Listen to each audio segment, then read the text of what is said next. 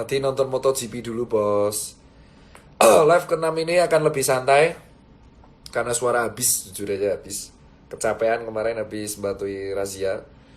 Jadi terus maaf baru live sekarang karena tadi nonton MotoGP dulu, alhamdulillah. Ya nggak bisa enggak MotoGP first. Jadi hari ini kita akan bahas lebih ke solusi sih sama alasan-alasan tindakan sih. Jadi terima kasih ya udah sampai standby 5 kali live.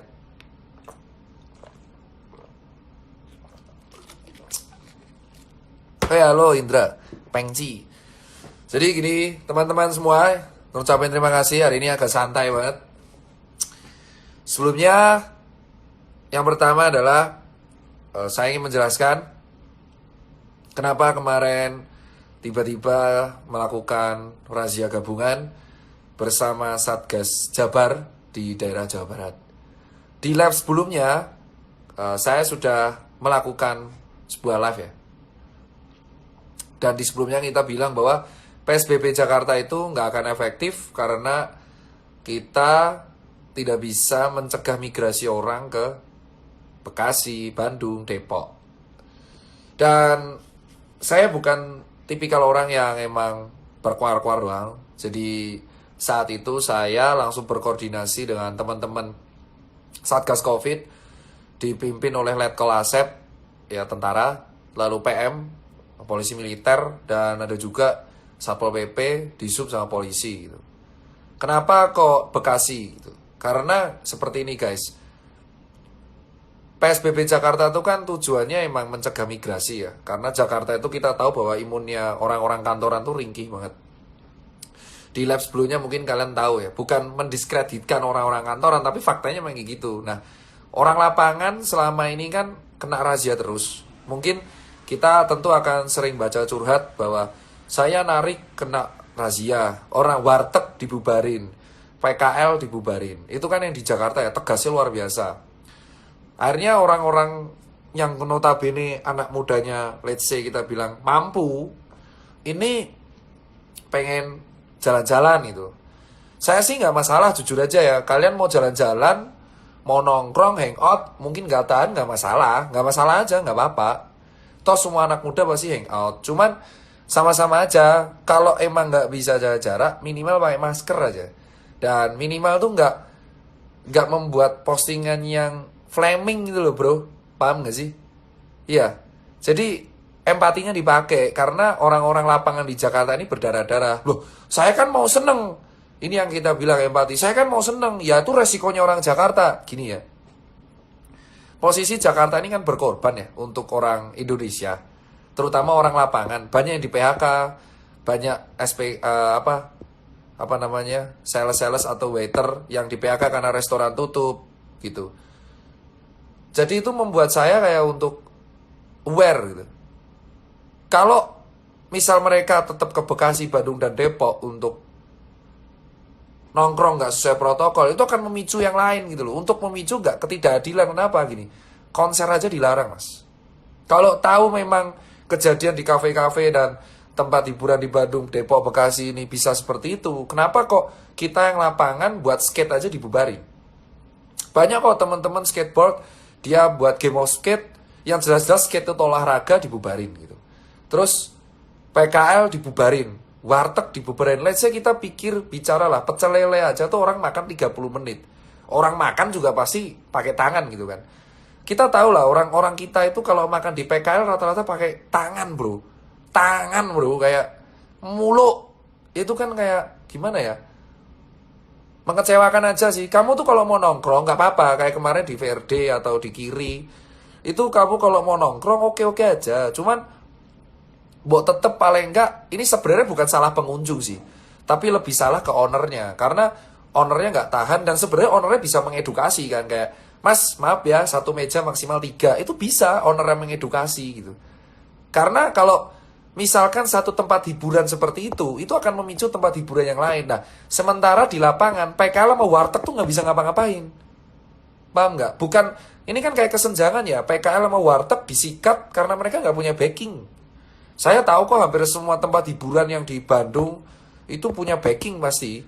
Itu yang membuktikan kita kemarin sama tentara emang datang. Kenapa? Karena terkesan nggak adil gitu. Kita pun nggak langsung denda kemarin, karena di Bandung kan emang PSBB-nya di Jakarta. Di Bandung itu belum ada PSBB lagi. Dan kita edukasi, kenapa? Karena isinya plat B semua. Saya rekam dari awal, cuman karena plat nomor kan nggak boleh di-share sembarangan. Itu plat B semua. Jadi literally bukan orang Bandung yang emang ke situ. Rata-rata orang Jakarta, anak muda Jakarta yang gerah, terus ke Bandung party gitu. Dan ada yang kemarin sempat postingan Fleming, ada story itu postingan Fleming. Sebenarnya mau saya upload, tapi ditahan sama teman-teman Satgas. Karena dia bilang, CFRD disidak sama Dokter Tirta goblok. Itu ada orang bilang, saya hafal akunnya, Dokter Tirta goblok sidak Verde. Lalu saya pindah ke Southbank.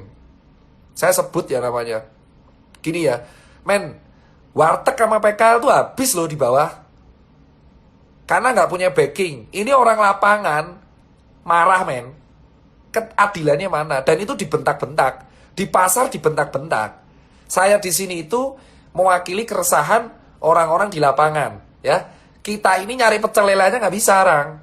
Pecel lele, bos, cuma harga 25.000 kalau di Jakarta. Ada yang 15.000. Kemarin angkringan di Jogja dihabisin.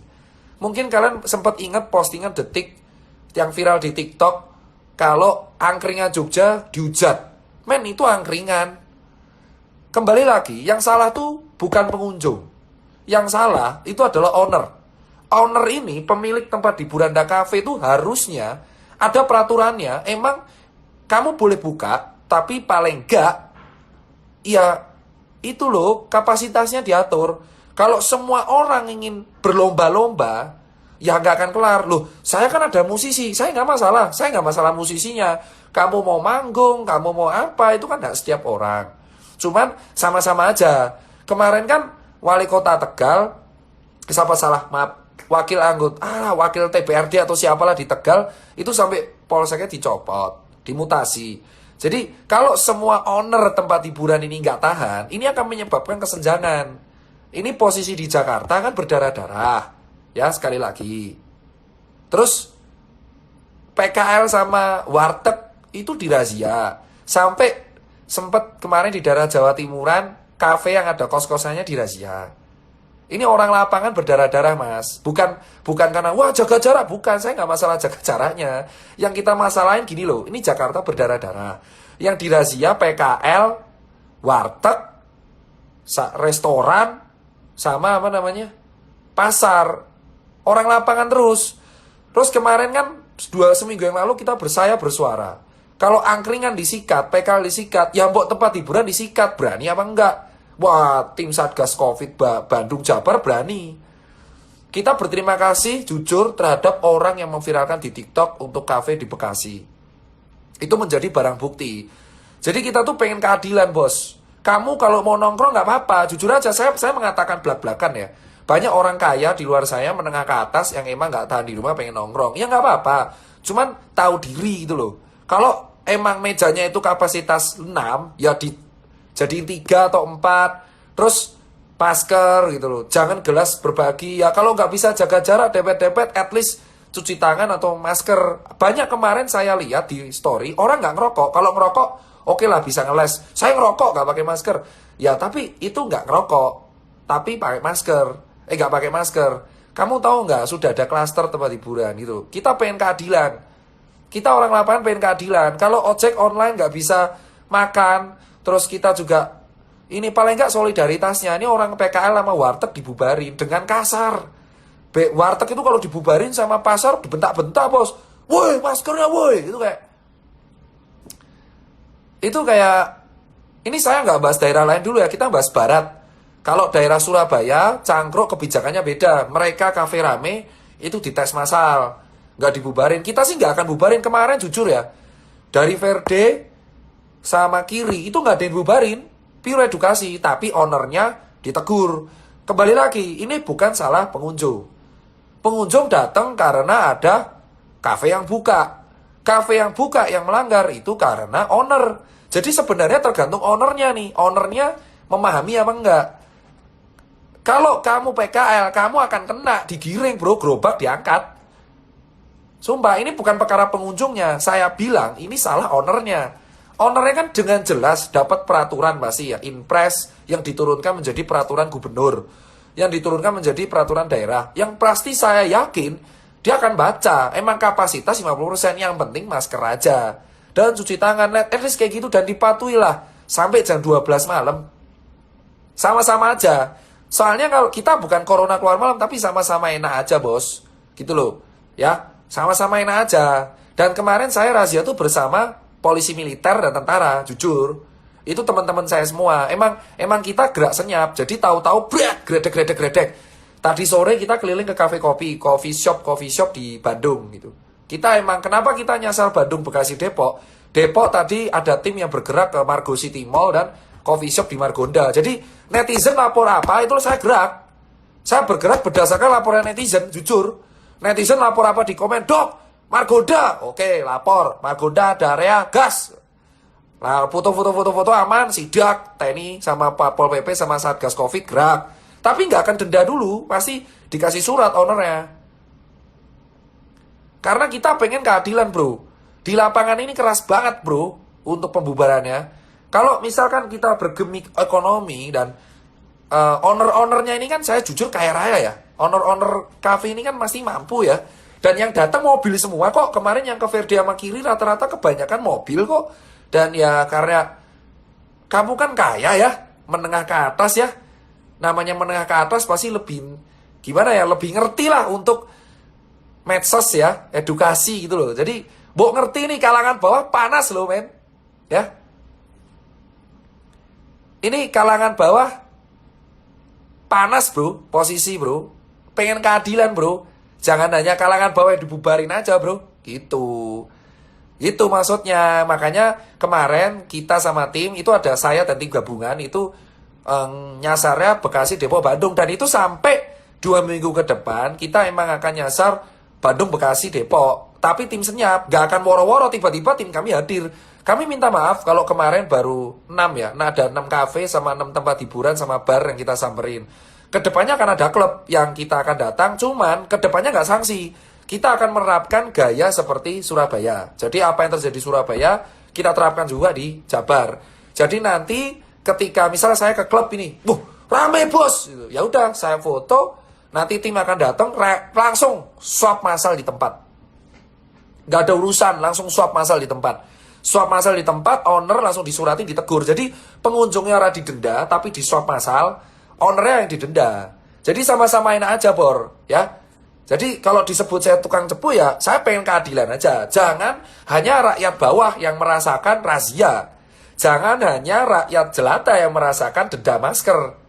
Kita juga pengen sama-sama enak, bro, gitu loh. Jangan menengah ke atas juga kalau bisa empatinya dipakai. Gini. Maksudnya seperti itu, anti vaksin, aku cinta corona, bajio, bir boh. Gitu. Ya swabnya gratis bro, kalau misalkan bayar di tempat ya. Jadi kalau misalkan kalian rame-rame gitu, ya siap-siap untuk di swab gratis untuk area Bandung, Bekasi, Depok. Tadi Depok udah disurvei, besok akan ada grebek. Ya, saya kasih dulu ya. Area Depok, ya kafenya tolong patuhi. Jangan sampai ketika sidak ada yang melanggar aja. Untuk kafe yang ditegur bukan pengunjung, kita fokusnya owner. Kita balik sekarang. Owner yang harus bertanggung jawab. Kita pengen keadilan. Jangan hanya warteg PKL aja. Jadi buat netizen, kalau mau lapor bisa langsung di kolom komentar. Langsung aja lapor atau DM saya, ada bukti foto. Jadi sarannya enak. Karena tim kita itu kan tim senyap ya. Tim senyap yang bergerak berdasarkan laporan masyarakat. Jadi kamu, karena saya bertanggung jawab buat Pak Doni Monardo, jujur saya bertanggung jawab masih kepada Pak Doni Monardo, BNPB. Saya relawannya BNPB. Dan dibantu oleh TNI, Pol PP dan polisi sama nakes. Jadi kalau bisa, tapi dominannya TNI ya. Kawan-kawan anggota siap, Komandan. Terima kasih Pak Letkol Asep, itu yang mendampingi saya dari kemarin. Wah, komandan mantep itu, gila, turun tangan langsung. Jadi kamu netizen tinggal share ke DM saya bukti kafe atau coffee shop atau tempat hiburan yang sengaja buka dan emang melanggar. Kita nggak akan sasar si pengunjungnya. Kita lebih fokus pengunjungnya kita edukasi. Tahap pertama, ownernya kita tegur. Tahap kedua, kalau masih kayak gitu lagi, pengunjungnya kita swab massal, ownernya kita tegur denda. Jadi kalau bisa ya, area Jakarta kan udah close nih semua. Kalau Jakarta udah close, masih barat nih, kita nyasarnya barat. Karena kemarin nomor 2 Bandung, Jawa Barat. Jadi area Bandung, Bekasi dan Depok, kalau menemukan tempat hiburan, tempat nongkrong yang emang jelas melanggar kuota, kita let's say jaga jaraknya oke susah, karena di pasar juga saya akuin pasar MRT KRL jaga jarak susah. Kita lupakan dulu yang itu ya karena susah. Tetapi kalau jelas dia menurutmu keruyuk banget gitu, tinggal masuk ke DM atau komen. Dok kesini dok, cek DM, bukti ada. Kayak kemarin, dok bukti dok, rame. Ya saya bergerak netizen. Kemarin ada yang bilang, dok Ferda ada acara. Oh yaudah, saya cek, rame, ya datang rame, udah TNI. Emang saya bergeraknya berdasarkan tim Satgas. Gitu. Tapi kita nggak akan langsung denda gitu, nggak. Kita berdasarkan arahan, saran dari netizen, edukasi dulu. Nah besok yang di Jakarta pun, saya akan gerak berdasarkan relawan DKI, kita akan keliling juga, tapi kita menekankan bukan ke dendanya, tapi lebih ke edukasinya, ke owner-ownernya gitu. Jadi kita pengen sama-sama aja. Jadi masalahnya kalau kamu nongkrong nggak masalah mas. Jadi buat kamu kalau mau nongkrong kita nggak ada masalah. Cuman kita kemarin pun kan nggak dibubarin, tetap aja lanjut. Tapi dicatat nama ownernya. Jadi ownernya yang akan dikasih surat oleh Satgas Covid. Dan kejadian kemarin itu nama Verde sama Kiri langsung diangkat ke pembahasan provinsi. Jadi langsung naik.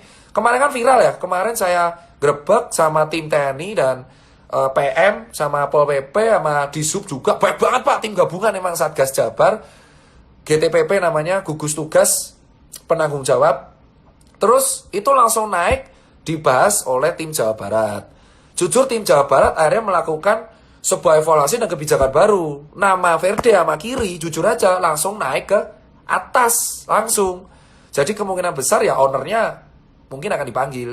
Kita kan orang lapangan ya, orang lapangan tidak akan denda Pak, saya nggak akan denda, nggak akan. Saya kan tidak ada hak untuk denda, kita kan tim Satgas gabungan, saya relawan gitu. Jadi yang dipanggil ownernya, sekali lagi yang dipanggil ownernya. Pengunjung relax aja. Yang penting kamu ketika datang, oke kalau jaga jarak gak bisa dijaga, pakai masker aja, ya, itu loh. Dan sadar diri juga. Kasihan ini yang Jakarta, jangan sampai orang lapangan Jakarta marah. Ingat loh, logika tanpa logistik anarki. Kalau sampai kalangan bawah ini marah, ya saya nggak akan bilang apa-apa. Jangan sampai kalangan bawah marah, paham? Kalau sampai kalangan bawah ini marah, iya, lu tahu apa yang terjadi, Bor, gitu loh. Kita kan berusaha untuk mengontrol emosi yang di bawah ya. Ini yang di bawah emosi semua, gitu loh. Emosi, bener-bener emosi. Kenapa? Gua di lapangan kerja susah payah, kok gue yang dirazia, coy? Adilnya mana? Nah, orang bawah ini panas bro, jadi sama-sama ya yang ke tempat hiburan. Jangan sampai lu bersenggolan aja sama orang di bawah ini. Lu kalau senggolan kenapa-napa ya, jangan sampai gitu Bor ya. Ini santai ya, paham banget ya. Itu ya minggu depan Bandung, Bekasi, Depok. Tolong banget owner-ownernya saya minta, kami minta tolong kondisikan. Karena razia kemarin di Verde, terus di broker sama di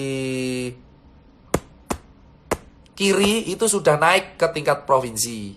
Jadi akan besok masuk dibahas. Minggu depan razia akan senyap lagi, tapi kita nyasar tempat hiburan malam dan klub. Kalau sampai benar terjadi, misal pakai masker oke nggak apa-apa, yang kita panggil ownernya sama, yang dipanggil ownernya sama, akan ada swab massal buat pengunjung. Jadi ya, kamu yang kemarin story-story goblokin saya, banyak saya catat, ada banyak pengunjungnya Verde sama Kiri itu goblok-goblokin saya sama tim. Sorry, saya catat, tapi nggak akan dilaporin. Saya catat aja, kita catat. Jadi kita tandain gitu kemarin gitu. Jadi kalau mau goblok-goblokin silakan. Tapi kalau kalangan bawah nanti marah, saya sebar mukanya. Paham? Jadi kita kemarin udah catat, oh kamu yang kemarin goblok-goblokin saya, terus dengan entengnya bilang, ya udah Dokter Tirta, Jakarta PSBB, kita ke sini karena Verde digerebek, oke kita ke Southbank, sorry saja. Kita capture semua story kamu gitu. Tim kami kan ada tim bawah tanah ya. Namanya tim bawah tanah yang emang melihat tren di story Instagram. Memang tim seperti itulah, tim analisa IT. Ya kalau ke capture, jangan salahin kalau kita sebar, oh ini yang goblok-goblokin kita. Langsung, biar netizen bawah aja yang menghakimi. Gitu.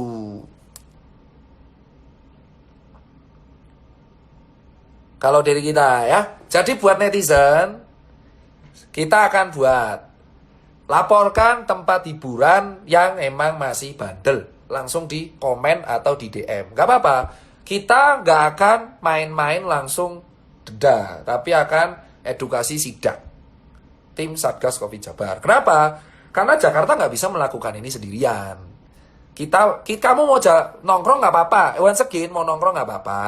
Cuman kalau kapasitasnya emang 300, harusnya sang owner juga membatasi. Mas sorry, jadi ini tugasnya owner, bukan tugas pengunjung. Mas sorry penuh, gitu aja ya. Itu yang pertama. Jadi jangan sampai gerakan bawah tanah ini marah ya. Kalau sampai kalangan bawah tanah ini marah, grassroots marah, wah. Aduh, repot pas ngaturnya ya. Bisa anarki nanti. Nah, yang kedua adalah saya mengkritisi postingan di Telur yang kemarin kalau nggak salah ada jenazah cewek yang dimandikan cowok. Jujur aja saya tidak tahu kasusnya dan saya tidak berkompeten komen di situ. Cuman setahu saya harusnya nggak bisa, nggak boleh. Jadi tolong diaudit. Jadi saya minta kalau bisa karena kasusnya itu naik, yang Telur, kasusnya naik ya yang di Telur itu, tolong buat kawan-kawan yang emang mengerti di daerah itu tolong diaudit. Kalau bisa yang mandiin cewek ya cewek gitu loh. Atau perawat cewek atau emang relawan cewek gitu. Jangan sampai hal-hal sepele ya. Hal-hal sepele ya. Cewek kelamin itu kan sebenarnya sepele tapi tidak sesuai agama. Jadi kalau bisa kita kan negara timur ya. Negara yang masih memegang adat dan agama. Saya sarankan kalau bisa untuk mencegah kegaduhan, ya jangan sampai hal itu terulang. Kalau bisa diaudit, kok bisa jenazah cewek dimandiin sama cowok? Itu adalah saran. Harusnya kalau saya bilang pihak-pihak yang terkait jangan baper dulu. Apa yang disampaikan oleh Telur saya setuju. Itu adalah bentuk kritik. Kok bisa? Kita kan rakyat bertanya ya, freedom of speech. Kok bisa jenazah cewek dimandikan cowok? Ini logikanya di mana?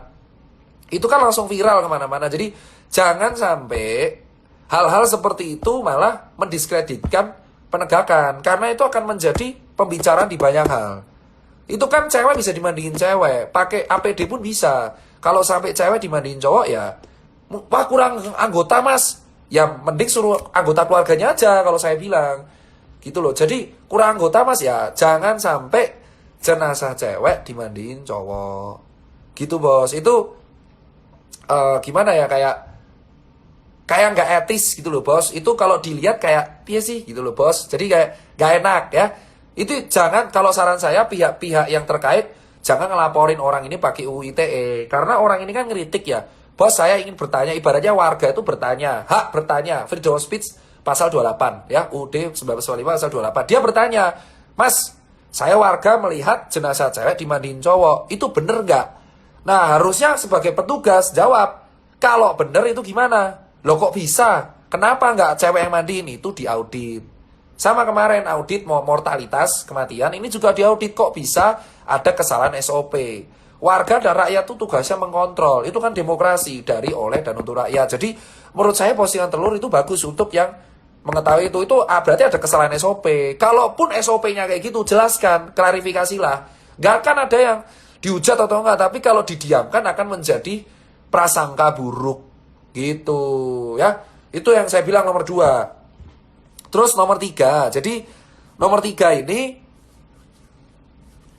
saya bilang menyarankan sih sebagai relawan untuk kawan-kawan penguasa atau pejabat lah, kepala daerah, kalau warganya ngeritik jangan dikit-dikit UU ITE ya. Jangan yang UU ITE. Sabar, yang seru pelan-pelan dulu mas. Ini kan saya suaranya habis, jadi pelan-pelan dulu. Dan capek mas. Mas, razia banyak tempat tuh capek mas, jujur. Ini baru recover kan. Jadi saya bilang, Kalau bisa, pejabat-pejabat, kalau dikritik, jangan dikit-dikit UU ITE. Kekuasaan itu amanah. Ya, kekuasaan itu adalah amanah yang dipegang dan didapat dari rakyat. Jangan karena warga ngeritik, kamu tersinggung, kamu tuntut pakai UU ITE. Tersinggung itu kan relatif ya. Baper itu relatif. Kayak, misal kayak gini, Tirta, kamu sipit, tersinggung saya pakai UU SARA. Ya kan, maksudnya gini loh bro, kayak, kalau semua orang dituntut karena UU ITE, penjara penuh pak. Penjara penuh bukan karena krim pembunuhan, penculikan, korupsi, tapi penjara penuh karena UU ITE. Kan lucu pak, maksudnya, penjara kan ditanggung negara ya, yang nanggung negara, yang nanggung napi-napi itu kan uang rakyat juga ya. Maksudnya penjara itu kan ditanggung oleh negara anggarannya. Terus yang ngurus juga uang rakyat. Kalau misalkan penjara penuh karena pelaporan UU ITE, itu agak gimana gitu loh. Maksudnya sebagai penguasa atau pejabat ya udah resiko dikritik. Jangan dikit-dikit ketika dikritik, saya nggak setuju. Itu kan klarifikasi, mencemarkan nama baik. Bos, kalangan bawah, ini kalau bersatu serem lu. Ya. Ini ya, kalangan bawah, ini kalau bersatu serem pak, sumpah. Kita contoh Jering ya. Jering kan kritiknya bagus. Cuman karena dia blunder ngatain kacau. Kalau saya secara pribadi nggak tersinggung. Tapi senior saya tersinggung. Nah, ini kan menjadi contoh. Kalau penjara penuh karena orang-orang tersinggungan, lucu pak. Masa Tirta kamu di penjara kenapa? Ada orang tersinggung sama saya pak, pakai UU ITE kayak. Masa penjara penuh sama orang karena UU ITE gitu loh. Logisnya gimana gitu loh. Saya cuma bilang sekali lagi buat para pejabat. Kalangan bawah ini mungkin nggak punya backing. Kamu harus tahu filosofi semut. Semut ini kecil, dipites saya remuk. Tapi semut kita kayak bersatu, rebur pak. Ya. Jadi jangan sampai kalangan bawah, grassroots ini marah. Karena dikit-dikit kritik UITE. Dikit-dikit ITE. Dikit-dikit tersinggung. Lah kalian tuh pejabat, dipilih dari rakyat. Dikritik ya wajar, diviralin wajar, udah resiko. Udah resiko diviralkan itu. Jadi gak usah dikit-dikit baperan. Kayak saya tiap hari dianjing-anjingin, dokter anjing lu, Tirta dokter anjing. Saya biasa aja sekarang. Karena itu kan freedom of speech, saya menghargai. Tergantung kita mau emosi apa enggak. Kalau gak mau emosi ya udah gak usah didengerin gitu loh. Yang baik diterima. Kalau kamu dikit-dikit tersinggungan karena kamu punya kekuasaan, ya artinya kamu belum bisa megang amanah pak. UU ITE itu sebenarnya harus diperjelas.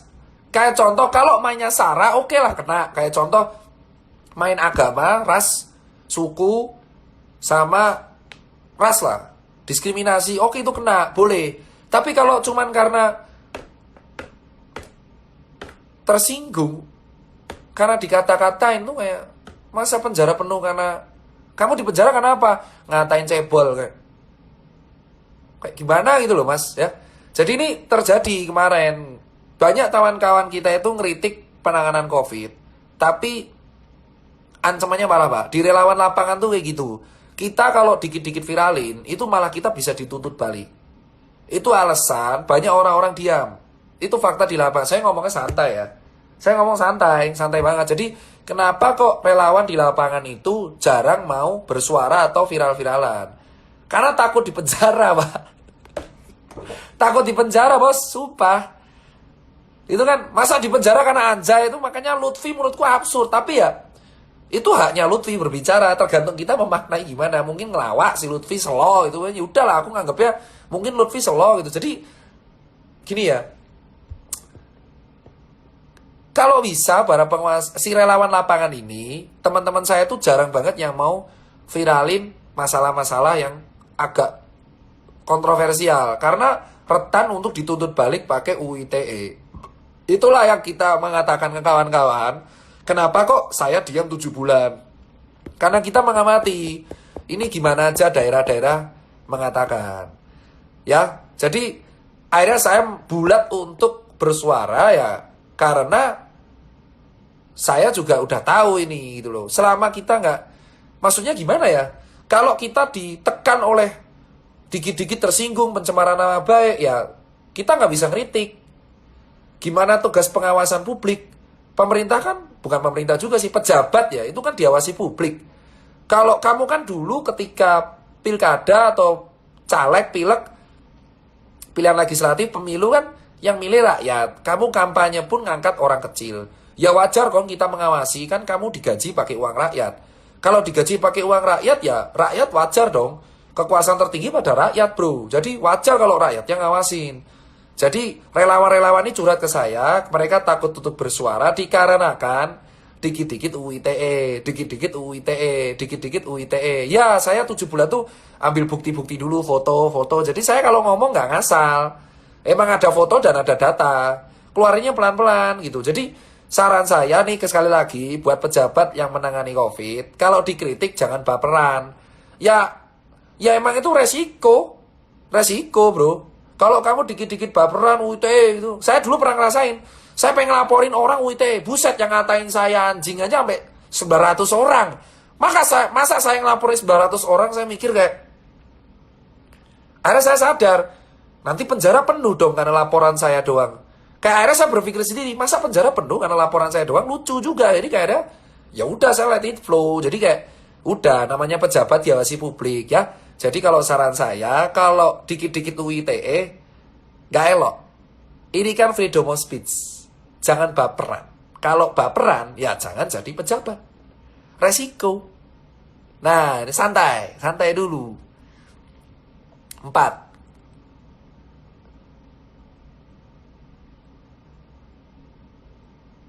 Haus.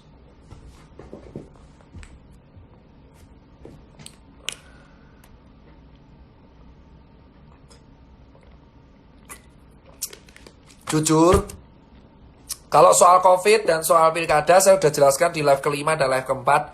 Ini live yang beda. Ini lebih ke solusi. Jadi gini guys, saya itu selalu ngangkat UMKM. Kenapa? Jadi gini, UMKM ini salah satu ekonomi pembangun bangsa. Ya, salah satu faktor pembangun bangsa ini. Itu adalah ekonomi mikro. Ekonomi mikro, UMKM, yang kementeriannya Pak Teten, itu sangat kedampak karena pandemi.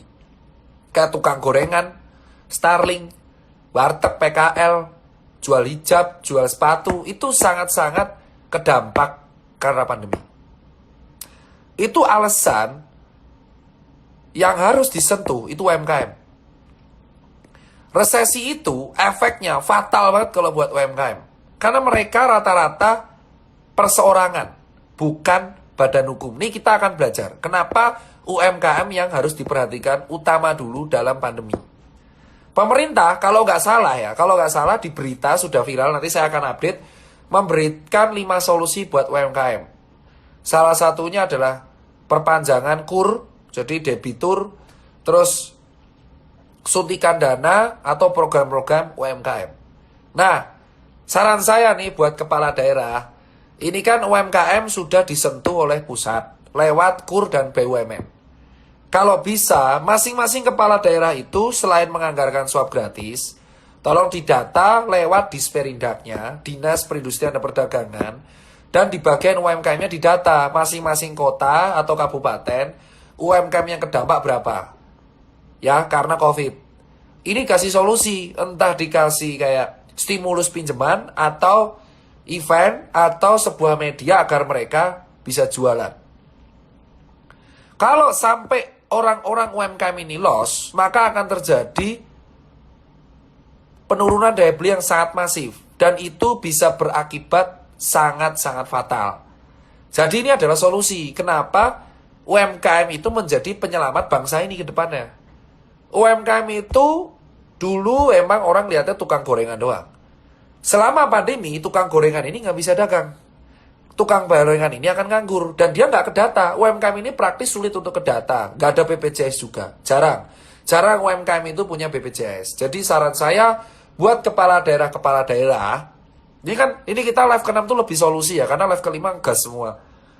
Kalau bisa, kepala daerah ini membantu pemerintah pusat juga. Pusat ini kan sudah ngasih stimulus lewat Pak Teten, Kementerian Koperasi dan UMKM, stimulus lewat kredit usaha rakyat, terus ada kemudahan UMKM untuk ngajuin. Ada kemudahannya, jadi kalau nggak salah kamu UMKM bisa mengajukan pinjaman tanpa harus ada NPWP ke BUMN yang udah ditunjuk pemerintah selama pandemi. Kedua, PPh final kan kalau UMKM bayar pajak 0,5%, itu dibebaskan sampai akhir tahun. Terus ada keringanan debitur kalau minjem kur, pokok bunga sama pokoknya nggak diperpanjang, nggak usah bayar. Nah ini kan pusat udah ngasih solusi. Nah solusi ini akan lebih sinkron lagi kalau si pemerintah daerah juga terjun. Makanya kemarin di Yogyakarta bantu saya juga untuk yang event UMKM. Jadi saran saya buat kepala daerah, kalau mau selamat nih daerahnya dari COVID, selain swab gratis, UMKM-nya disentuh. Entah kalian dengan cara buat apa namanya, buat event atau buat suntikan dana atau buat apa, itu silakan aja. Jadi ini saran saya. Kenapa saya paham UMKM? Karena industri saya juga di UMKM. Jadi saran saya juga kalau bisa UMKM disentuh, ya. Nah terus yang berikutnya, jujur kalau saran saya buat DKI itu anggarannya kan 10T kemarin, ya kan. Kita udah lihat bareng-bareng di Google anggarannya 10T. Kalau bisa ya, tolong dimanfaatkan untuk swab aja Pak. Terus untuk PSBB-nya diperketat di daerah kantor saja. Orang lapangannya nggak bisa makan. Contoh aja Bandung aja. Bandung tempat hiburan buka. Itu yang ada isinya orang Jakarta semua. Jadi orang-orang Jakarta tuh pindah-pindah Pak. Buat Bapak Anies ya. Jadi saya lihat di lapangan Pak Anies. Jadi kalau orang di PSBB itu orang Jakarta pindah ke Bekasi, Bandung, Depok. Jadi orang Jakarta cuma pindah-pindah. Selama Jakarta PSBB tapi Jawa Barat gak PSBB, agak nggak efektif Pak di lapangan. Jadi saran saya mending yang di PSBB itu kantornya saja. Ya, kantor. Kalau tempat hiburannya Jakarta ya keadilan aja Pak. Samain aja dengan Bandung. Karena percuma juga Pak, soalnya kalau kita PSBB, mereka ke Bandung. Mereka cuma pindah aja sebenarnya. Pindah nanti Jabarnya yang naik. Tadi kalau nggak salah Pak Anies membuat statement tetap di rumah aja, kasus aktif turun jadi 14%. Emang benar itu efek? Gimana ya, kasus aktif 14%, tapi itu bisa lebih rendah lagi kalau kantor yang diurus. Nah kalau saran saya, Pak Anies monggo, itu tempat hiburan sama restoran itu dipanggil, itu kan pasti ada dinasnya ya. Ada dinas apa ya, perizinan atau apalah itu dipanggil. Nah itu biar Satgas Covid-nya edukasi owner-ownernya. Oke, kamu boleh buka tapi pakai masker, kuotanya cuma segini. Kamu nggak apa-apa kok, orang juga butuh hiburan. Cuman tolong ini dikondisikan, jangan sampai chaos juga gitu loh. Soalnya lucu Pak, mungkin kalau ada DKI nonton, saya di DKI juga, itu serius Pak, orang-orang DKI itu cuman geser ke Bekasi doang. Rame banget bos, Bekasi, Tambun, Depok, terus Tangerang, Alsut, Serpong, sama mana itu, Bandung. Itu tuh rame, orang Jakarta semua. Jadi mereka cuma pindah. Jadi kenapa kasus aktif di Jakarta turun itu bisa jadi karena orang Jakarta pindah. Makanya ini kan cuma pindah-pindah doang, ini kan kayak pingpong. Jadi kalau saran mungkin Pak Anies kondisikan, semoga saya siap Pak. Jadi kan saya juga bantu DKI. Pak Anies itu kan mungkin bisa lah si owner-owner ini ditegasin aja. Kamu boleh buka oke, tapi ini lah tak cabut izinmu. Saya setuju kayak gitu sih. Lebih enak kayak gitu daripada ini orang pindah-pindah. Mumet Satgasnya. Saya di lapangan pusing, keliling-keliling, Jawa Barat, DKI kayak buset nih orang ngurusi orang Jakarta doang. Saya nggak tahu ya, tapi orang Jakarta emang suka jalan-jalan kayaknya. Saya sambil relax ya nih, karena gitu Pak. Kita akan siap membantu kok. Saya udah nggak peduli politiknya Pak. Jadi saya bantu emang karena kasihan rakyat bawah aja. Rakyat bawah kan udah sengsara nih Pak. Jadi saran saya sih yang terakhir, mungkin si owner-owner tempat hiburan ini diceramain aja Pak. Kalau mau buka gini. Soalnya saran bener PSBB DKI nggak bisa maksimal kalau daerah sekitarnya juga nggak disiplin. Ya pindah doang. Itu serius, ada bukti story, nantang malan. Serius Pak, ada yang nantang Pak. Wah Jakarta PSBB, saya ke Sobeng santai aja. Ada Pak story ya Pak. Itu kalau saya upload, aduh kasihan Pak tempat hiburan ya. Mending kasih surat dulu lah. Jadi itu bos. Jadi saran saya Pak, PSBB DKI itu akan efektif kalau sekitarnya juga. Dan dendanya yang kemarin masker itu ditransparansikan agar nggak jadi suzon. Itu sih Pak, kalau saran saya Pak ya. Maksudnya saya kan di lapangan udah lama juga, ada keliling kota yang saya lihat emang orangnya minggir. Depok, Jakarta cuma 20 kilo pakai tol nggak sampai gitu loh. Yang harus diketatkan tuh kantor Pak. Saya setuju kalau Pak Anies mencabut izin kantor yang emang bawel, yang emang nggak patuh. Kasihan karyawannya, nggak salah apa-apa kerja malah kena COVID. Kalem nih saya kalem. Jogja ya rame wong Jakarta. Itu. Jadi orang Jakarta di PSBB tapi bandara buka, itu kabur Pak. Bener Pak. Serius Pak Anies. Saya serius ngomong nih Pak. Ini lucu banget. Jadi Pak Anies PSBB itu kita kan harapannya bagus ya. Orang Jakartanya pinter Pak. Emang piye ya? Cerdas, licin. Orang-orang anak muda Jakarta ini malah dari Jakarta tuh nyetir Pak ke Jogja Pak. Liburan ke Malioboro. Makanya di Jogja naik gara klaster pecel. Jadi klaster di Jogja itu adalah klaster pecel, klaster gudeg itu malah karena klaster soto. Karena orang Jakarta kabur Pak. Ke Jogja, gak ke Bali ya, ke Jogja, Bandung, Bekasi, Depok. Itu Pak. Tugasnya gugus tugas COVID yang koordinasi Jabodetabek. Lah ya emang, tapi kan kepala daerah nih yang emang dipercayakan kepala daerah ya. Gugus tugas kan pelaksana. Jadi saya bilang gugus tugas itu pelaksana. Pelaksana yang emang tahu lapangan, kita ngasih rekomendasi ke kepala daerah. Jadi kalau evaluasi saya sih yang di lapangan, saran sih mending yang di PSBB itu kantor sama transport umum. Nah kalau warung-warungnya ini diedukasi aja. Misalkan area di Jakarta Utara, edukasi di kantor balai kota. Satu-satu dipanggil surat per 10, atau kita samperin aja satu-satu. Siap Pak relawan, siap kok nyamperin satu-satu tempat. Owner-ownernya ketika tutup ini kita edukasi, protokolnya kita siapin. Sama-samain aja. Kamu cari duit aman, kita juga ngontrol enak. Kan ekonomi sama kesehatan berbarengan. Itu sih kalau saran Pak, gitu. Sama kalau mau shock terapi, swab massal Pak. Jadi contoh Pak Anies, saran aja sih diskusi sama DKI ya. Saya diskusi nih saya juga diskusi sama DKI. Cuman ini buat teman-teman netizen. Kalau saya sih setujunya kayak gini. Contoh, wah ini buka nih. Ya gak usah denda, swab aja di tempat. Rata-rata orang masih di swab kan takut ya. Tapi kan gratis, orang kan ketahuan, oh ternyata emang klaster gitu. Soalnya kalau denda doang, bayar 100-250 bagi orang tuh kayak santai, gitu sih. Saya hormat terus kok, sama saya tuh merah putih. Cuman saran saya itu Pak, kalem. Karena di lapangan pindah semua. Rakyat-rakyat, anak muda yang culture ini pindah Pak. Serius Pak, pindah. Mumet Pak, ini di Bandung isinya plat B. Nah, kan saya dari tadi tuh di base camp ini, ya. Gak ada yang tahu saya di mana ini. Kasihan. Cluster, nah terus habis itu masker SNI. ini saya kritisi yang bareng ya. Ini kemarin lebih ke solusi. Masker SNI. Mau sehat susah ya di Indonesia tuh. Saya heran jujur maksudnya. Mau sehat kok diberebet. Sudah Pak Anies sudah. Kan saya di DKI. Saya kan relawan DKI juga. Saya sama Pak Sabdo, diskusi saya. Emang saya sudah usul Pak Sabdo, emang kayaknya ini orang kabur ya Pak. Dan Pak Sabdo bilang, iya Tir ini ke Bekasi. Nah Pak Sabdo tuh bilang ke saya, Bekasi Tir tolong, cuman kan ini bukan ranahnya DKI. Nah bener anak TikTok viralin. Gayung bersambut, umpan dicambut, tas. Ternyata ke Bekasi semua. Nah ini udah saya kan ke balai kota terus bos. Jadi emang Pak Sabdo juga yang bilang, Pak Sabdo itu kepala BPBD DKI. Emang beliau sendiri yang bilang emang orang-orang ke Bekasi dan Jakarta nggak bisa ke sana, itu bukan ranahnya dia, itu ranahnya wali kota gitu loh. Terus gini, masker SNI itu mau sehat susah. Enggak, ngapain? Ngapain dimarahin? Freedom of speech. Jadi kalau masker SNI itu kayak aneh. Masker SNI itu gimana ya?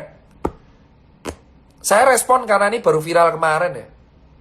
Saya secara pribadi sih langsung komen mau sehat tuh susah. Kayak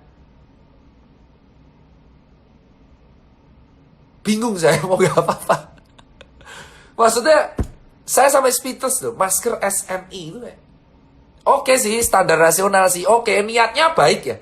Niatnya baik, yaitu membuat sebuah masker yang standar nasional agar semua warga aman. Tapi ini September bro, udah 7 bulan. kayak udah 7 bulan bos, kayak paham ya? Kayak 7 bulan loh. Speechless saya, kayak bingung sampai saya bingung ngomong. Saya pas baca ceritanya itu bingung. Masker SNI, buset. Gak sekalian sertifikat halal. Saya bilangnya, ini gak sekalian sertifikat halal apa ya? MUI kayaknya gak mungkin nyasar situ deh. Tapi menurut saya gini loh, kayak esensinya apa sih? Ya oke lah, niatnya baik ya. Menstandarisasi masker agar aman. Tapi ini September. Mumet gak? Di bulan April kita gerakannya masker kain untuk semua.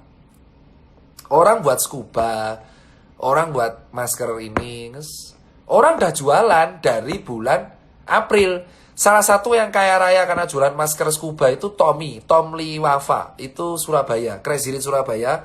Itu kaya banget dengan jual masker scuba. Wah, dia ngaku masker scuba itu paling laku di dia. Terus April scuba kain viral. Baru direvisi September. Setengah tahun, Pak. Jadi April itu masker kain. Saya masih ingat gerakan masker kain itu 1 April. Silakan saya Google. Saya nggak perlu buka ya. Di Google ada kok 1 April tuh masker kain. April, Mei, Juni, Juli, Agustus. September. 7 bulan campaign masker kain. Bulan September harus SNI.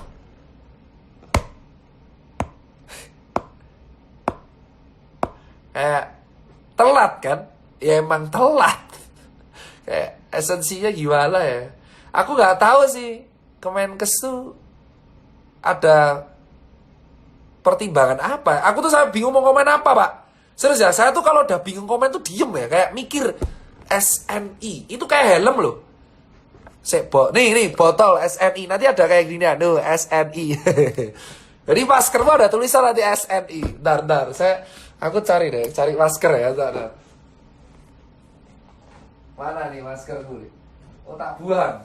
Iya, ini ada tulisan SNI. Garpu ada SNI ya. Gak ada. Ini ada tulisannya SNI.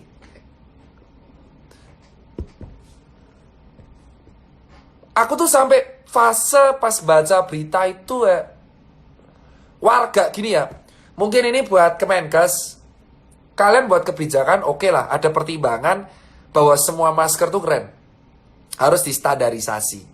Cuman gini masalahnya, warga bawah ini udah muak ya. Mungkin nakes udah tahu ya, kalau nakes dan dokter tuh udah tahu kebijakan berubah-ubah tuh kita udah hafal mati, dan kita yang disemprot. Nakes sama teman-teman saya nakes dan relawan tuh kayak udah katam lah, kayak berubah lagi. Kita udah katam, dibenci rakyat tapi disukai rakyat juga, kayak udah apalah. Cuman ini yang kasihan rakyat bawah. Mereka kan belum terbiasa kebijakan berubah-ubah yang dinamis gitu kan. Dinamis, berubah-ubah. Dinamis sama menca-menca itu beda tipis ya. Terus ini rakyat bawah tuh cari makan susah ya. Kayak kemarin live saya yang kelima. Inti dari mencegah COVID itu adalah makan maskeran, imunologi, antibodi masing-masing. Obatnya tuh antibodi masing-masing. Terus orang udah bingung mau makan, cari duit susah, yang beli jualannya nggak ada, suruh buat pakai masker SNI. Ruwet, Pak. Jujur. Kecuali nih ide. Kemenkes buat standarisasi masker SNI. Kasih gratis. Mau nggak? Kalau disuruh beli lagi ya jujur,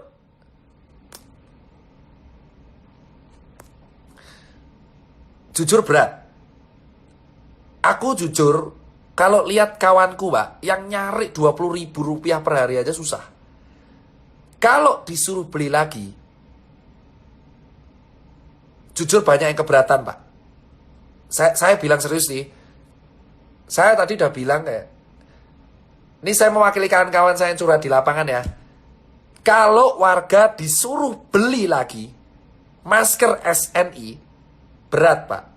Token listrik aja ketar-ketir. Lihat token listrik turun habis aja ketar-ketir. Lihat pulsa habis ketar-ketir. Gak bisa makan ketar-ketir. Ini lihat masker SNI. Warga ini udah gak mau, Pak. Jadi kalau Bapak, Ibu di Kemenkes kebijakan itu mungkin keren ya. Karena akan standarisasi lebih aman. Oke. Tapi Bapak juga lihat penerapan di bawah efektif atau tidak. Karena kebijakan itu akan efektif kalau dilakukan semua kalangan. Warga bawah ini tuh ngeluarin ribuan untuk masker SNI yang ternyata dipakai jam-jaman. Berarti kan belinya nggak bisa satu ya, selusin. Kamu bayangin nggak tukang becak Pak nyari, halo saya tukang becak, masker SNI-nya ada, kayak gila nih orang udah sibuk becak, suruh nyari masker SNI. Aus. Kayak 4 jam. Pakainya cuma 4 jam. Diwaktuin nggak? Saya tanya ke Menkes, emang diwaktuin di sini ya? Kayak masker SNI, tirit 4 jam. Waktu habis, waktu habis, waktu habis. Blar, kayak Tom Cruise, bledos. Ganti lagi, waktu habis. Saya heran ya, aku tuh heran ya, kenapa kok para pejabat kita tuh kalau buat kebijakan keren, niatnya baik. Tapi gak dipikirkan emang semua rakyat bisa beli apa enggak. Kembali lagi Pak, logika tanpa logistrik anarki gitu ya. Jadi kalau Bapak nggak percaya, ayo saya temenin saya mengajak teman-teman Kemenkes untuk menemani saya ke lapangan minimal Cilincing ya, sama saya malam-malam. Tapi pakai rompi Kemenkes, berani nggak? Itu aja. Saya mengajak lewat media sosial, karena saya udah bilang juga sih, ngundang Dinkes, kalau berani, ayo bareng saya, pakai rompi Dinkes, saya Tirta kan udah kelihatan dari tatonya, kamu teriak ke pasar, woi masker SNI, nah, kita lihat efeknya rakyat bawah kayak apa. Nah, dari situ, kalian akan bisa menilai rakyat bawah suka apa enggak. Nah gitu aja. Gitu aja gak apa-apa. Saya lebih seneng kayak gitu. Jangan menengah ke atas aja yang dipikirkan. Let's say tiap 4 jam Pak itu suruh ganti. 1 hari 24 jam. Berarti 1 hari 6 masker SNI. 7 hari 42 masker SNI. Berarti 42 masker SNI jika 1 10.000, berarti buat masker toy 1,5 juta Pak. Nah, coba kamu ngomong sama orang di Cilincing sama Priuk Pak ya. Coba ke Cilincing sama Priuk aja. Ke Cilincing sama Priuk, terus kamu bilang, ayo sama saya Dokter Tirta, ayo kita, saya terbuka ya. Saya akan edukasi di Cilincing minggu depan sama teman-teman di sana. Edukasinya benar-benar grassroots, jadi nggak memaksa, cuman lihat-lihat dan ngobrol, mendata keluhan. Kalau saya tuh pendata, surveillance, mendata keluhan, ngobrol sama anak grassroots, keluhanmu apa? Kalau saya kayak gitu, karena saya di lapangan tuh dapal. Saya akan mendata keluhanmu apa gitu. Terus saya data, saya kasih ke pemerintah. Nah, kalau buat Kemenkes, saya mengajak teman-teman Kemenkes, ayo kita ke Cilincing dan Priuk bawa brosur masker SNI. Saya yang ngomong. Tapi kita lihat efeknya. Nek aku sendiri suka, saya sendiri udah senang loh. Mas, saya sudah sering. Jadi, piye kok kowe sik loh, saya tuh sudah ke 17 kota, Mas. Saya sudah ke pasar, ke kampung, ke sawah, di Boyolali, ke Jogja, Sleman, Bali, semua kabupaten. Saya tuh udah ke grassroots sering. Diludahin juga pernah. Di pasar saya di goblok-goblokin sering, tapi ada yang diskusi sering. Saya sering ke pasar Kosambi. Itu saya diskusi sama di Kosambi itu sering banget. Jadi gini, kalau saya di lapangan sudah kata Mbak, ke pasar ketemu ini, ketemu yang megang tukang parkir, udah sering. Saya bahkan sering ngobrol sama pedagang angkringan Pak Tony di Kalicode. Saya di Kalicode, di Jogja, sebelum viral angkringan yang di blog TikTok, itu saya sudah ke owner angkringannya. Nah, ini saya terakhir nih. Kalau masker SNI ini wajib, saya mengajak Kemenkes, ayo saya ke Cilincing sama Priuk, temenin saya edukasi masker SNI. Nah, tapi akibatnya kalian cek. Kalau diketawain, ya oke. Tapi kalau ngikut gak apa-apa. Ya, bayangin nelayan, kan Cilincing rata-rata cari ikan. Ikannya gak laku, terus kamu suruh kasih masker SNI. Kalau saya kayak gitu aja, Pak. Caranya simple. Pejabat ini kadang-kadang harus kita ajak ke lapangan. Kali-kali aja, tipis-tipis gitu. Maaf ya Pak, jangan dilapor-laporkan gak tersinggung. Kan saya ngajak. Kalau saya di lapangan sering Pak.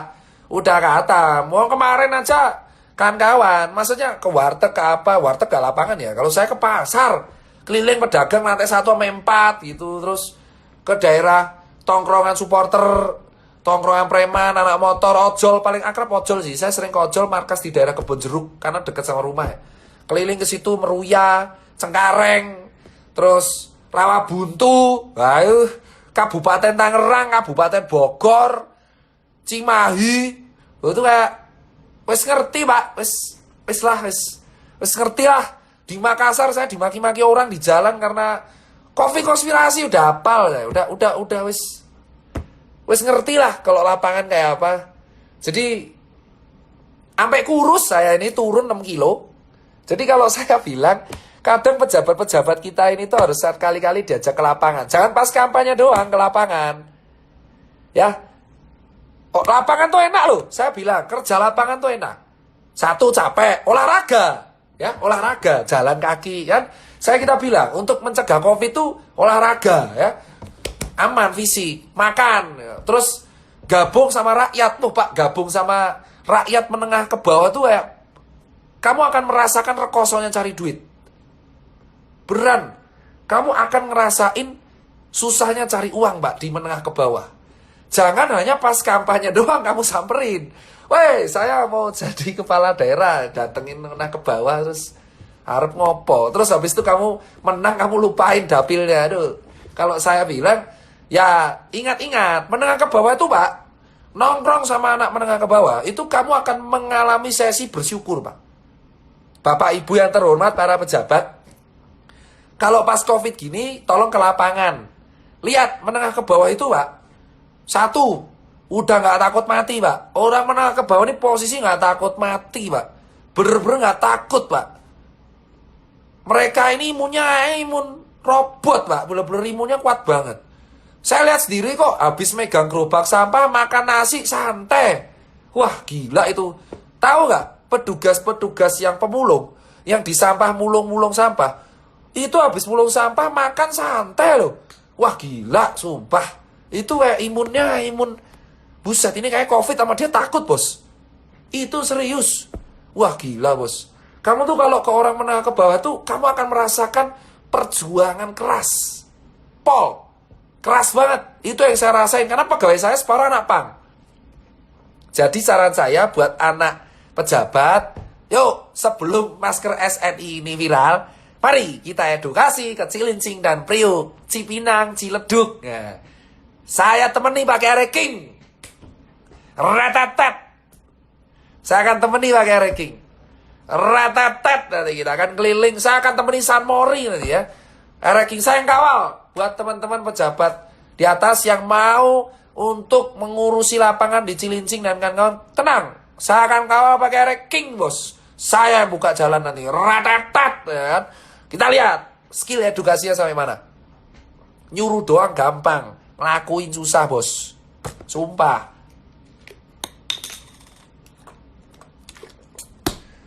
Nyuruh tuh gampang. Emang nih budaya negara itu nyuruh, itu yang di lapangan. Ini yang terakhir agak ngegas. Jadi budaya di lapangan kita itu budaya nyuruh Pak. Budara menyuruh seseorang, oke pakai. Tapi mereka nggak tahu bertanggung jawabannya gimana. Yang penting nyuruh dulu, evaluasi belakangan. Ya. Nyuruh dulu, yang penting evaluasi belakangan. Nyuruh dulu, evaluasi belakangan. Ratatat nyuruh dulu. Nah, kami yang di lapangan mumet disuruh-suruh ikhlas, tapi ya bu, sing konkret loh. Nyuruh dulu, serius. Budaya di lapangan kita ini tuh nyuruh dulu, eksekusi nanti, evaluasi nanti, nyuruh dulu pokoknya. Kalau saya Pak, saya mengajak kawan-kawan pejabat, ayo kita di DKI, kita survei bareng minggu depan, dari Cilincing, Priok, Cipinang, Ciledug, Cipayung, Cijantung. Ayo gas, ratatat kita touring 45 kilo sampai 70 kilo nereking saya. Gas sama Vespa. Nanti kawan-kawan Vespa 2 tak akan mengawal. Jadi nanti kan keren nih, pejabat akan edukasi bareng kawan-kawan anak motor. Jadi anak motor Pak yang ngawal nanti Pak, yang ratatat, bukan. Kita relawan banyak Pak, relawan saya banyak. Ada anak motor, anak skate, nanti kita akan ngawal. Ratatat, Cilincing, Ciriuk, Cipinang, Cijantung, Cipayung, Ciledug, Cipulir. Wah gas, Pasar Jumat. Wah wis ratatat ngeng. Oke, edukasi. Masker Asani, ratatat, masker Asani. Ya gitu. Jadi nanti lihat ya. Nah nih, kawal. Oh, saya mengajak gini aja deh. Saya ngajak deh kawan-kawan yang di Jakarta yang keselo. Nanti saya akan buat pengumuman di feed. Yang di Jakarta ini kesimpulan terakhir. Ayo kita bantu Jakarta. Kota ini mau sehat. Jakarta mau sehat. Yuk, saya kan relawan DKI. Saya membantu tugas Pak Sabdo. Oke, saya buat solusi. Mari yang di Jakarta yang senggang, nanti saya akan buat flyer area edukasi keliling, touring, San Mori, apalah, rolling thunder, ya, mau 2 tak, 4 tak, Cilincing, Priok. Oke, kita touring ke sana, bagi masker, bagi brosur. Yang gabut, nah nemenin saya aja. Ratatat, ratatat, ratatat, masker SNI, masker SNI, masker SNI, ratatat, ratatat, masker SNI, masker SNI, masker SNI, gitu terus saya. Kita keliling semua Jakarta. Lumayan ngabisin bensin, memperkaya Pertamina. Buat kawan-kawan anak muda, daripada kalian nongkrong-nongkrong nanti kena razia karena gak pakai ini. Mending nanti nemeni saya aja. Saya timnya cuma berempat. Bayangin cuma 4 orang, ber-19, cuman tiap gerak 4. Kita naik motor, gak usah naik mobil. Pride bro, roda 2 sampai tua. Salam satu aspal. Kita keliling dari utara dulu, karena utara. Cilincing sama Priok. Kita akan keliling di sana, edukasi, bagi brosur, masker, sama kerja nggak apa-apa mas. Jolali, mangan ro masker. Paham bahasa Jawa nggak ya? Makan dan masker. Makan dan masker. Wah, jadi nanti saya akan cari donatur. Saya mengajak semua donatur rumah makan yang ingin mendonasikan. Nanti kita akan keliling pakai motor dari Cilincing, relawan-relawan, teman-teman anak muda Jakarta ingin bergerak, ayo, kota ini mau sehat. Solusi dari saya. Jadi nanti kita akan keliling, terus kita bagi makanan sama bagi masker. Enak toh? Sama bagi brosur. Suplemen, vitamin. Saya akan cari donatur yang di bagian vitamin sama masker. Sama makanan. Nah, teman-teman nanti kita titik kumpul misalkan di daerah Priuk Cilincing, kita tikum nanti di terminal Priuk. Kita akan keliling, syarat naik motor, gak boleh goncengan. Sendiri-sendiri motornya. Kita penuhi jalan nanti dengan touring. Jadi biar orang ngerti, motoran ini paling aman. Motor full face, helm wajib full face, biar gak ditilang. Jadi pakai full face, masker atau INK. Keliling, ini solusi real. Kita bagi makanan, kita bagi masker. Gerakan ini namanya dari kita untuk Jakarta. Kan keren. Dari anak muda untuk Jakarta. Kota ini mau sehat. Wah. Ya kan? Ayo, ini saya buat gerakan ini dulu pada waktu April Mei. Nah, nanti kalau teman-teman ojol yang emang mau bantu, ayo kita hijaukan aja jalan. Kita hijaukan jalan, kita bagi-bagi makanan sama masker. Orang lewat, weh mas, masker gak makan, semangat. Kita harus menebarkan semangat ke seluruh seantero Jakarta. Bahwa, Jakarta gak boleh kalah. Kita harus nyebarin semangat ini, Bor. Kota ini mau sehat. Ayo kita lakuin hal simpel aja. Semua anak muda yang masih punya tabungan, maaf ya, ikhlas ini, yang punya tabungan untuk bensin, mari kita keliling-keliling Jakarta dari utara dulu, utara, barat, timur, selatan terakhir. Baru nanti kita ke Depok. Ratatat. Nah, enak loh bro, ratatat masker mangan, ratatat masker mangan. Nah gas, paling nanti dibubarin polisi kalau keramaian. Ini motor, kenapa motor? Satu motor, satu orang. Jadi pakai masker. Bagi makan, bagi brosur, bagi masker. Kita harus sebarkan semangat untuk warga Jakarta bahwa kita masih bisa untuk bertahan. Jika memang pejabat gak mau turun, rakyat dan anak muda yang harus bergerak bersatu demi kotanya sendiri. Ratatat, weh, siapa tahu ojol ikut gerakan ini. Weh, ada yang GoFood bro, pecah dulu gak apa-apa, pecah dulu aja gak apa-apa. Nanti kalau udah balik lagi, enak nih bro. Jadi nanti kita enak nih, ratatat bro. Ini kan anak muda, jadi kalian di rumah juga gabut kan, maksudnya ya udah ngikut saya aja lah, bantu-bantu, bagi makanan, saya sebar pokoknya nanti mulai minggu depan saya akan sebar di feed Instagram, titik kumpul di sini, mari kita jalan, butuh 25 orang.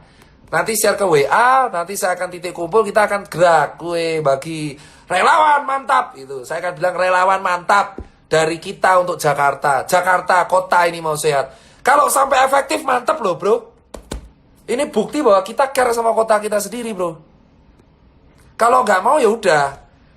Siapapun yang terbuka. Nanti kalau gerakan ini sukses, kita harus viralkan gerakan ini di kota-kota lain. Kan lu seru bro, kecangkruan. Woi bro, hati-hati di razia, maskeran sih. Nah, kayak info cegatan. Hati-hati mau razia, maskeran. Nah orang kan ngerti, maskeran. Ini kan seru bro. Pas Satpol PP datang, oh patuh. Nah kan enak bro. Woi hati-hati maskeran. Nah itu aja, kita tahu aja. Hati-hati maskeran. Daripada dirazia maskeran. Nah enak aja, itu aja. Kalau memang pejabat gak satu, rakyatnya yang care. Ber. Komunitas Vespa boleh apapun motormu, syarat satu motor satu orang. Kita akan keliling, kita akan bagi regio. Utara, Barat, Timur, Selatan, kita akan bagi. Kita nanti akan cetak brosur, masker. Agenda kita sama Toa, intinya adalah ingatkan sekeliling kita, woi masker gue mangan, tetap semangat. Itu udah slow, itu kayak anjir gokil. Paling kayak, wah mantap bro, bukti solidaritas. Solusi, level 6. Ini slide ke-6, level 6 semua solusi. Ini persatuan anak muda. Saya iseng buat gerakan ini, karena gerakan di Jogja berhasil, terus April, Mei berhasil. Kita akan buktikan bahwa kita tuh tidak hanya kompak di medsos. Kita harus buktikan kita kompak di dunia nyata. Jakarta, Jogja, Surabaya, ini gerakan harus viral. Bonek bisa kok di Surabaya. Jadi saran saya di Jakarta juga harus bisa, Bor. Bagi makanan, brosur, dan masker. Kota ini mau sehat, ratatat. Satu orang, satu motor, full face. Jadi kita jelas patuh aturan, mantap bagi masker. Ya, termasuk nanti Pak Polisi yang bertugas kita bagi masker. Jadi kalau misal pejabatnya gak mau turun edukasi, ya udah anak mudanya. Kenapa? Kamu betah sekolah online terus di rumah. Ayo ikut saya aja. Mari kita bergerak. Kita buktikan Jakarta bisa, anak mudanya bisa. Bisa, bos. Kita buktikan bahwa kita kota ini mau sehat. Kita akan care sama warga kita sendiri. Tenggang rasa. Lupakanlah politik, lupakan individual. Anak mudanya bergerak. Saya akan bawa Toa nanti sebaik-baiknya. Kita tiap lewat, weh yang kafe, hati-hati razia. Gitu aja, gak apa-apa. Hati-hati razia, bos. Weh maskeran, hati-hati razia. Ingat, nanti gerakan ini saya akan share di feed. Namanya Dari Anak Muda untuk Indonesia. Ini udah bukan kampanye lagi. Bodoh amat saya capres-capresan yang kemarin buat sarkasen satir. Yang penting kita berjuang untuk Indonesia. Anak muda untuk Indonesia. Itu aja live ke-6. Semuanya solusi. Karena saya suara habis. Live ke-7, 8, 9 akan ngegas lagi. Tunggu aja, saya akan bahas apa sih peran influencer. Karena kan kemarin influencer yang diundang ke Pemerintah ini sebenarnya fungsinya ngapain sih gitu loh. Saya mau tanya influencer pemerintah tuh mau ngapa gitu, tugasnya ngapain gitu loh. Rakyat bersatu untuk demi rakyat, dari rakyat untuk rakyat. Inti kegiatan ini, jika pejabat sudah berpolitik sendiri-sendiri, maka rakyat yang bisa menyelamatkan kotanya. Rakyat untuk rakyat. Yang muda untuk Indonesia. Sekian dari saya. Terima kasih yang udah nonton stabil. Saya udah lowbat. Thank you. Assalamualaikum warahmatullahi wabarakatuh.